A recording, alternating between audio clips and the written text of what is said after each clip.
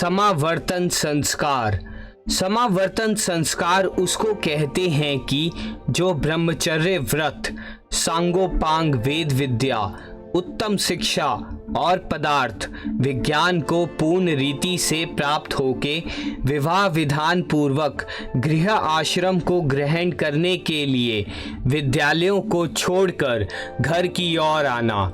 जब बालक ब्रह्मचर्य पूर्वक गुरुकुल में विद्याध्ययन समाप्त कर घर को लौटता था, तब आचार्य उसे निम्न उपदेश देकर विदा करते थे। पहला, सत्यम वद। अब तू आश्रम के इस छोटे से संसार को छोड़कर समाज रूपी बड़े संसार में प्रवेश करने के लिए जा रहा है। वहाँ लोग तुझे कहेंगे कि दुनिया का व्यवहार तुम्हारे गुरुकुल के नियमों पर नहीं चलता।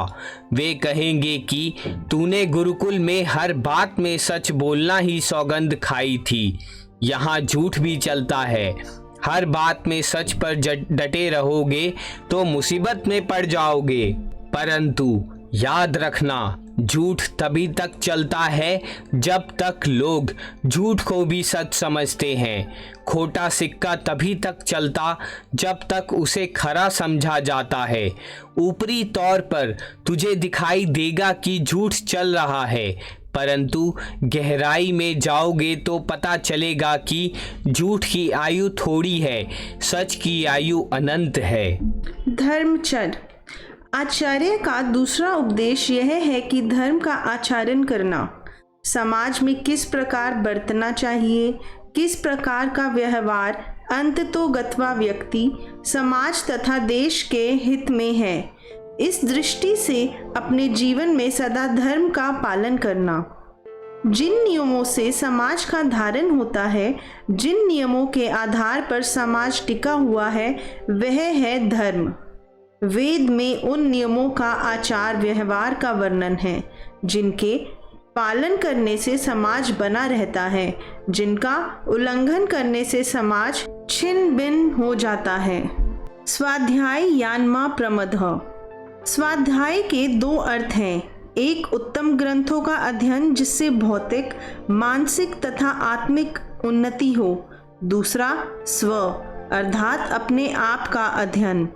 हम दुनिया में क्यों आए, यहाँ क्या करना है, जीवन को कैसे सार्थक बनाना है, यह सब कुछ उच्च कोटि के ग्रंथों के स्वाध्याय के बिना पल्ले नहीं पड़ सकता। इसलिए स्वाध्याय में कभी प्रमाद न करना।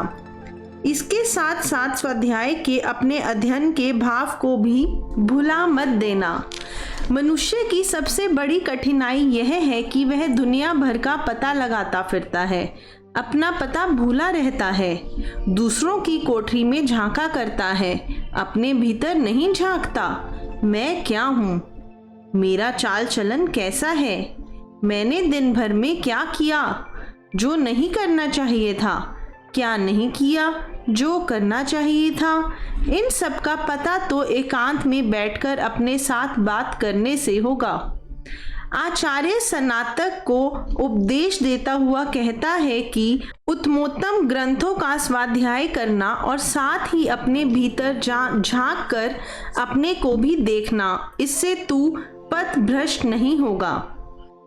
आचार्य प्रिय धन महत्य प्राजतंतु मां व्ययच्छतिसि। आचार्य सनातक को संबोधन करके कहता है कि आचार्य को जो धन प्रिय है वह लाकर उसे देना। आचार्य की शिष्यों की जो प्रजा है उसका तंतु सिलसिला मत तोड़ देना।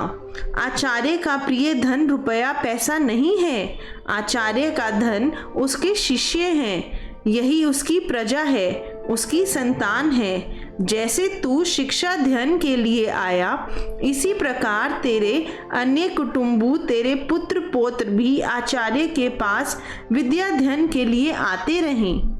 श्रद्धादेयम अश्रद्धादेयम। तू जब धन संपत्ति कमाने लगे तब जिस काम में श्रद्धा हो उसमें यथाशक्ति दान देना। श्रद्धा न भी हो तो भी दान देना, क्योंकि हो सकता है कि जिस कार्य में तेरी श्रद्धा न हो वह कार्य भी महान हो। इसके अतिरिक्त धन संपत्ति में क्या है और किसकी है? धन तभी धन कहला सकता है जब वह किसी काम आ रहा हो, अन्यथा धन और ईंट पत्थर एक समान है। जब तक धन से कोई काम नहीं लिया जाता तब तक वह धन नहीं कहला सकता। अपने काम आने के बाद में जो बचे उसे श्रद्धा से, अश्रद्धा से, जिस किसी भी तरह हो दो देने से धन का धन तत्व बनता रहता है।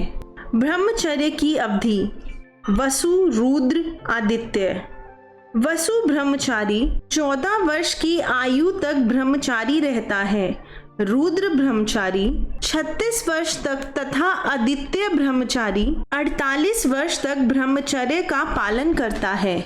यदि कोई आजन्म ब्रह्मचारी रहना चाहता है तो वह आजन्म ब्रह्मचारी रह सकता है, परंतु उसके लिए व्यक्ति को पूर्ण विद्वान, जितेंद्रिय योगी होना जरूरी होता है, क्योंकि ऋषि दयानंद के शब्दों में यह बड़ा कठिन काम है कि काम के वेग को थाम कर इंद्रियों को अपने वश में रखना।